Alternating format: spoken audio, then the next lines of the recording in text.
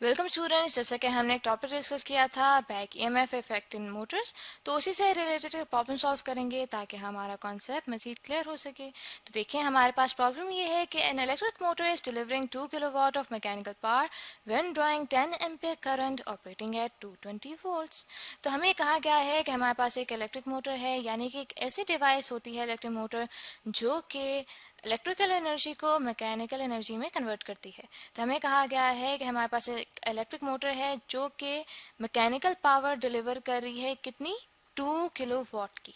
ठीक है, तो यहाँ पे हम सर्किट भी देख सकते हैं कि हमारे पास मैकेनिकल मोटर का सर्किट बना हुआ है जिसमें हमारे पास एक कॉयल है, कॉयल के साथ यहाँ पे बैटरी अटैच्ड है। ठीक है, और ये जो कॉयल है ये एक परमानेंट मैग्नेट के पोल्स के दरम्यान में मौजूद है, और इस कॉइल में से जब करंट फ्लो करता है तो ये इस परमानेंट मैग्नेट की मैग्नेटिक फील्ड में रोटेट करती है कॉइल, तो हमारे पास मैकेनिकल पावर जनरेट होती है।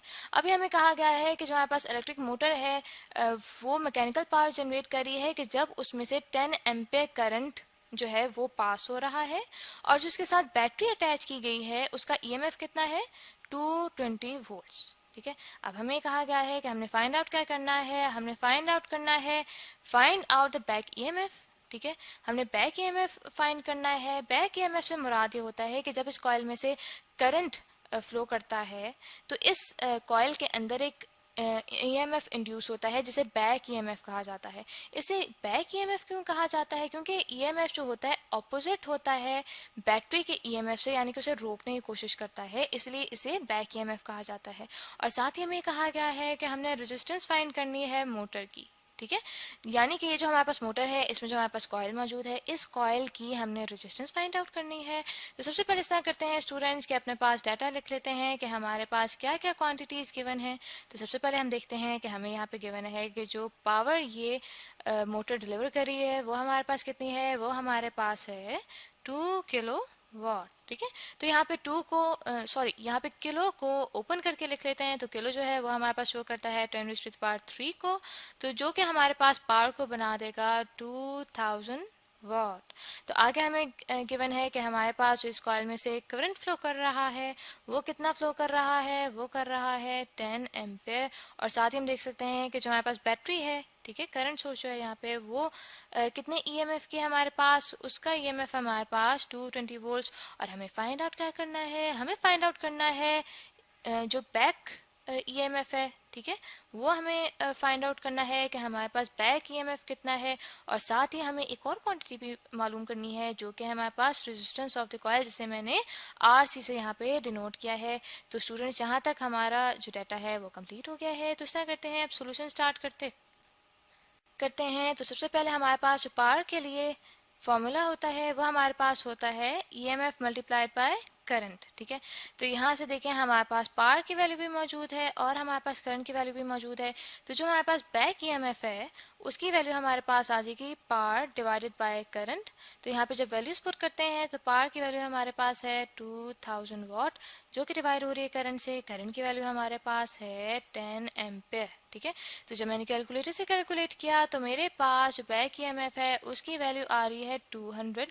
तो इस तरह करते हैं स्टूडेंट्स, यहाँ पे जो हमारे पास यूनिट्स हैं उनको बैलेंस आउट कर लेते हैं ताकि अगर हमने कोई मिस्टेक की होगी तो हमें पता चल जाएगा कि हमने मिस्टेक की है यहाँ पे।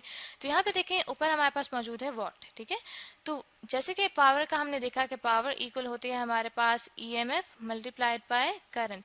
दैट मीन्स कि वॉट इक्वल हमारे पास हो गया वोल्ट मल्टीप्लाइड बाय एम्पेयर। ठीक है, तो यहाँ पे जब हम वॉट की जगह लिखेंगे वोल्ट मल्टीप्लाई बाय एम्पेयर, जो कि डिवाइड होगा यहाँ के एम्पेयर से, तो एम्पेयर एम्पेयर कट जाएगा और हमारे पास यहाँ पे देखिए आ रहा है वोल्ट, जो कि बिल्कुल सही यूनिट्स आए हैं हमारे पास ईएमएफ के।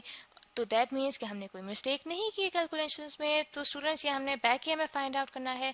अब सेकंड क्वांटिटी हमने क्या फाइंड आउट करनी थी, हमने फाइंड आउट करनी थी रेजिस्टेंस ऑफ द कॉइल। ठीक है, तो देखें हमारे पास जो करंट है, ठीक है, करंट के लिए हमारे पास यहाँ पे फॉर्मूला आता है EMF of the battery minus back EMF divided bye RC.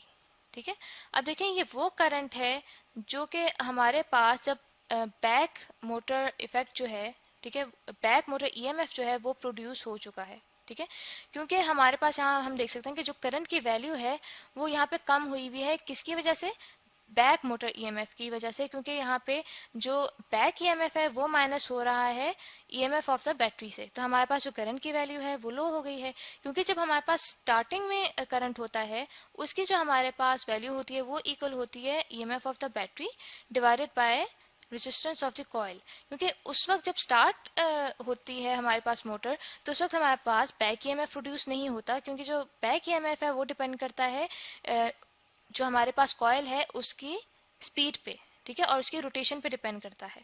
तो यहाँ पे हम देख सकते हैं कि हमारे पास फिर जो वैल्यूज़ है, हमारे पास करंट की वैल्यू भी है, हमारे पास ईएमएफ ऑफ द बैटरी की वैल्यू भी है, और अभी अभी हमने बैक ईएमएफ भी कैलकुलेट किया था। तो यहाँ से हम फिर रेजिस्टेंस ऑफ द कॉइल की वैल्यू निकाल सकते हैं, जो कि इक्वल आती है हमारे पास EMF of the battery minus back EMF divided by current के। तो यहाँ पे इस तरह करते हैं स्टूडेंट्स, अब वैल्यूज पुट करते हैं। तो हमारे पास यहाँ पे जो battery of the EMF of the battery है वो हमारे पास है 220 वोल्ट्स माइनस यहाँ पे हो जाएगा 200 वोल्ट्स, जो कि अभी हमने देखें कैलकुलेट किया था, हमारे पास बैक ईएमएफ आया था 200 वोल्ट्स, और ये फर्दर डिवाइड होगा हमारे पास करंट से, जो कि है हमारे पास 10 एम्पेयर। तो ये हमारे पास रेजिस्टेंस की वैल्यू आ रही है स्टूडेंट्स 2 ओम, ठीक है, क्योंकि हम यहाँ देख सकते हैं कि हमारे पास ऊपर आ जाएगा वोल्ट्स और नीचे आ जाएगा एम्पेयर का यूनिट, ठीक है। तो हमारे पास जो रेजिस्टेंस होती है उसके हमारे पास यूनिट्स होते हैं ओम के, जो कि इक्वल होते हैं हमारे पास वोल्ट पर एम्पेयर के, ठीक है। तो यहाँ पे स्टूडेंट्स इसका मतलब है हमने बिल्कुल ठीक से कैलकुलेशंस किए हैं, क्योंकि जो हमारे यूनिट्स हैं उनमें कोई मिस्टेक नहीं हुई है। तो आई होप स्टूडेंट्स कि आपको प्रॉब्लम अच्छे से समझ आ गया होगा, जिसमें हमने एक मोटर की कॉइल की रेजिस्टेंस और बैक ईएमएफ मालूम किया है।